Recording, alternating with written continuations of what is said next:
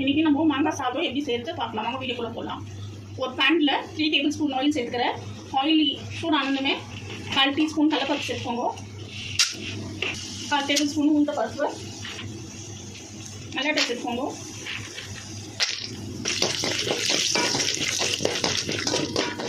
சீரகம் சேர்த்துக்கோங்க. காய் சேர்த்துக்கோங்க. காஞ்ச மிளகாய் சேர்த்துக்கோங்க.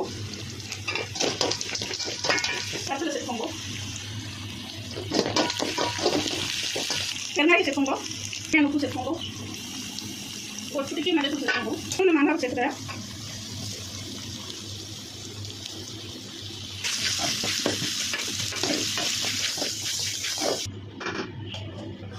சாப்பாடு ஊற்றுறா இருந்தால் ரொம்ப நல்லாயிருக்கும். நல்லா மிக்ஸ் பண்ணிக்கணும் சாதத்தை. அப்புறம் லாஸ்ட்டில் மல்லியில் சேர்த்துக்கோங்க. மாங்காய் சாதம் ரெடி. இந்த வீடியோ பிடிச்சிருந்தா லைக் பண்ணுங்க, ஷேர் பண்ணுங்க, கமெண்ட் பண்ணுங்க, சப்ஸ்கிரைப் பண்ணுங்க. ஃபுல்லாக இந்த வீடியோ பாருங்கள்.